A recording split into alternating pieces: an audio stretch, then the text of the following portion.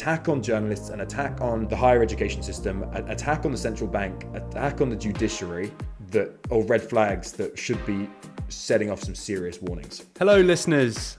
So this is a new format where we're sort of talking about some of the most recent and controversial and interesting topics that we've seen on the news. So we're both going to bring to the table some things we've seen and just have a little chat about it. So it should be nice and short for everyone. Super quick, different from our normal style of rambling on. It's good for those people out there with short attention spans. So Charlie, do you want to kick us off with something I'm really interested in too, and leads on from our tariff discussion? Yeah, so we're going to talk about how were the tariffs, the reciprocal tariffs by Trump, actually calculated. Obviously, everyone saw this very fancy equation with all these letters or whatever.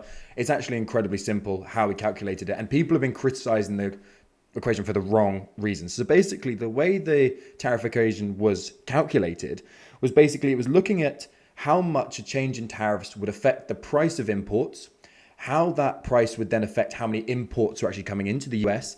And they basically just increased the tariff until the amount of imports the US would have was equal to their exports. So it was the amount of tariffs that you would have to set to eliminate eliminate the trade deficit completely. And as an equation, fundamentally, if that's what it's looking to do, then it's not far off. You know, the numbers that they chose seemed reasonable enough. The reason that it makes no sense is because it applies and assumes that all trade deficits are solely a result of unfair practice. And therefore, it doesn't account for the fact that, America spends too much money more than it earns. It also doesn't account for the fact that some countries can produce things that you just can't. America cannot produce bananas. It cannot produce coffee. It doesn't have the climate. It can't produce diamonds. And so that's not unfair practice. That's just what we call a comparative advantage. It's producing something that you cannot produce. So that's the main reason why it's not correct. I also don't like the fact that, I think you've pointed this out to me before as well, Jack, is that they use the same parameters for every country. So, and that doesn't nearly account for the nuances in the trade agreements between Paraguay versus UK versus, Iran versus the EU, whatever. These countries are completely different, have completely different relationships. And so in that sense, it's just completely wrong. And it doesn't take away from the fact that tariffs are still an incredibly bad idea. Yeah, I agree with you that people are getting at it for the wrong reasons. And yeah, there are some issues with it where it is a bit too simple. But yeah, the clear thing for everyone that's listening, it is just that first point you made, which is that it just assumes trade deficits are solely the result of foul play, which is just bollocks, right? And what I love about them is it's so obviously wrong, because an example you gave was that we actually have a deficit with America, yet we've still got tariffs on us, which is brilliant. And also that it's completely unresponsive. So when China increased their tariffs in response to Trump, the equation says that America's tariff on China should have stayed exactly the same. It doesn't respond to that. Yet Trump decided to up the tariff up to 125%. Which formula were you using there, Trump? Because it wasn't your original one. So it's clearly just, it doesn't fit the narrative and at all. And it's like if you can account for Australia or ourselves, we should be putting a tariff on them by Trump's own formula. So it's completely wrong as per usual. But yeah, that's pretty much that. What do you want to talk through? So this was from a while ago, actually, but it's something that's made people very angry with Labour, which is they've done a very anti-Labour thing and they've started cutting welfare benefits. But you can sort of see the context of it. So obviously the passionate side of me would look at it and think, right, they've clearly taken an axe to the health element of universal credit and PIP, personal independence payments. And that is obviously hurting people who are disabled mostly, and I feel bad for those people. But the context for everyone is that since COVID, the amount of people receiving these benefits, for especially the health-related element, has not gone down. Every other country, obviously we saw a spike during COVID, and then they came down for France, Italy, Germany, everywhere like that. But ours haven't. People are staying on them. And it wasn't built for this. So the government are trying to change that. And when I say they've taken an axe to the health element, they really have. So a little stat here. So for new claims, the rate of the health element for the universal credit side will be reduced from £47 per week. Reduced by £47 per week from 97 to 50. So that's quite a big cut. And the reason that's coming is because for the first time, the health element of universal credit exceeded the standard element.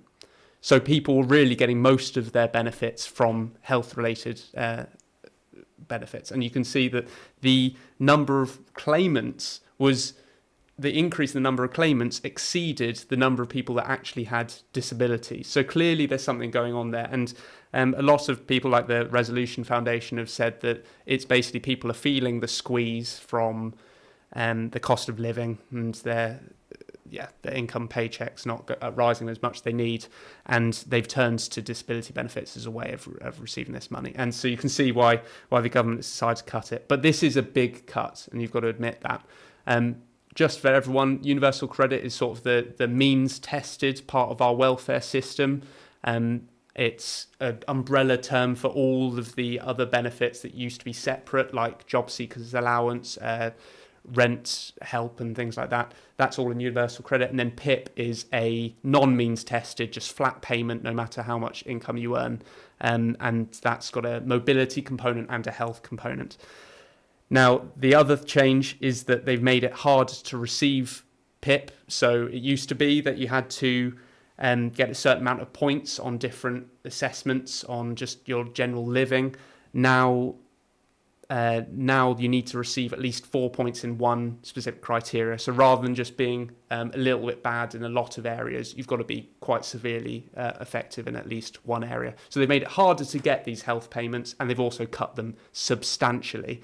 And one interesting thing is that they're thinking about delaying young people's access to health benefits, because what they've seen is a lot of young people, especially to do with mental health, are not entering the labour market after they've left education. So what the government's trying to do is make sure that everyone's either earning or learning. That's their lovely phrase. It's littered throughout their report. It's a great little slogan there. But yeah, they're trying to maybe delay that till you're 22 years old, so you can't claim it before then.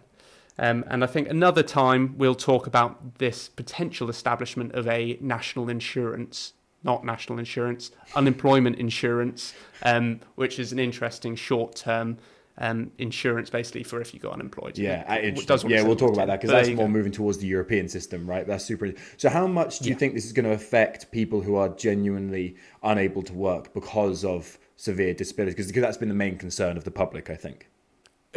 Charlie, it's huge. Yeah. So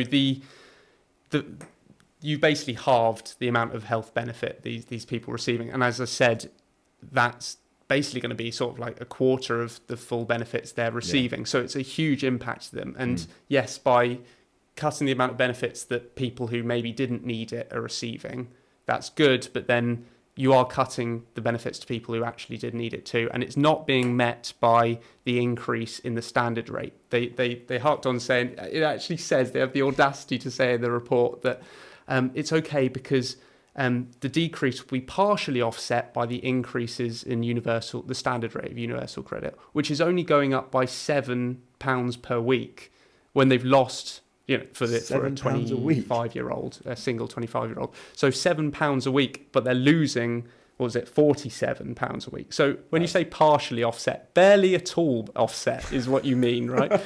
So I think people have a reason that they can be angry. I think it's worth people looking into it a little bit more, because you can see the context of it does matter. We have seen a big increase in the number of people claiming this, and it is unsustainable. The system wasn't built for it. I think it's interesting. But it's too far in your opinion.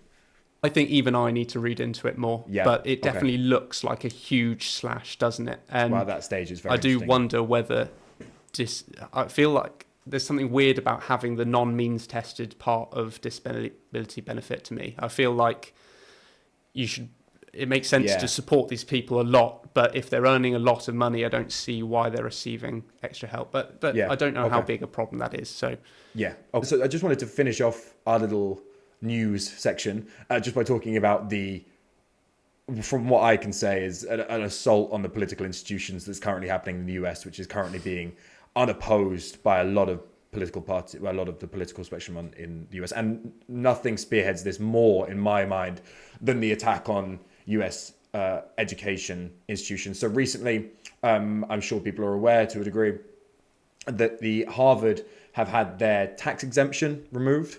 They've also had £2 billion. Oh, sorry, they're threatened to have their tax exemption removed. They've $2 billion cut to their federal funding, and Trump has recently just suggested or threatened a foreign student ban to Harvard, which would obviously cripple their funding massively. And this is obviously one of the most prestigious universities in the world, not just the US. And why is he doing this? It's because Harvard have refused to align their staff and fire particular staff that don't align with Trump's views. He's also angry that Harvard is refusing to give over the names of protesters to political organizations that he doesn't agree with. And I mean, this is the hallmark of the start of a fascist government. Going after academic institutions and putting them under the remit of the government is completely immoral and completely undemocratic. I also am very, very frustrated by his approach towards deportation, which is completely unconstitutional. He also has attacked Jerome Powell recently, and the independence of the central bank should be completely sacrosanct, because otherwise you cannot have an effective government policy. And he's going after another key institution in the American Constitution. And fundamentally, he's shown a complete disregard for the rule of law and the political institutions that hold America together. And fundamentally, I think it's really scary that he's attacking further education institutions, and he continues to with unabashedly as well. He doesn't seem to have any shame in it. And these are hallmarks of a completely dictatorial or authoritarian government. And it seems as though, from an outsider's perspective, that very little is being done. Doesn't seem like there's a united democratic front. There doesn't seem like the judiciary is doing much. I know there's this order from the courts, but it sounds like, from what we've heard, that if they just ignore the courts, there's not a huge amount that can be done to a US president. And they are really stretching the fabric of the US executive branch and three sectors of government. And he's really testing how much power the president has. And it turns out that it's quite a lot, unfortunately. So, which is completely unconstitutional. And it's not being talked about enough. I think in part because Trump just throws so many stories out there that are unbelievably crazy that you just can't keep up. I mean, we follow this as very strongly. I mean, you can't keep up. But I think an attack on journalists, an attack on the higher education system, an attack on the central bank, attack on the judiciary are all hallmarks or red flags that should be setting off some serious warnings. And that's all I have to really say about it. Well, I agree with your passion, Charlie. Hopefully everyone sees that steamrolling over your institutions, the sort of fabric of America, it's an attack on America, actually, thinking about it. Because if you are going to attack the central bank, that's crippling like you said, the sacred element of the American economy being the dependable economy that leads the rest of the world. You're losing that there. You're losing the rule of law and things like property rights and freedom of speech and things like that are really important to how an economy functions. And yeah, steamrolling over not just institutions but checks and balances is so dangerous for the future of America. Couldn't have put it better myself. And to demand the names of people who are protesting on Gaza, and we don't talk about social issues on the podcast, but on Gaza or on other issues, that's wrong. You can't do that. You can't be putting those names in the federal government's hand. I thought the whole point of republicanism was to allow for freedom of speech and to maintain the Constitution. It's what they fought the Civil War over, the Republicans, and I just don't understand it. I just don't understand it at all. It's straight up anti-American, I think, personally. Absolutely. So yeah, I think more of his base should see it that way, is that he's actually an attack on America. Yeah. Okay. On that, well, not somber, passionate, yeah, serious note for once. Yeah, exactly. We'll end this little. We need a name for this, Charlie. This broadcast. This broadcast. Lovely. See you next time, people. Hello, everyone. This is Charlie, Jack's better half. If you like the episode, please do consider giving us a like and subscribe if you're on YouTube, and a follow and a 5-star if you're on Spotify. It really does help us out. Thank you, and we hope you enjoy the episode.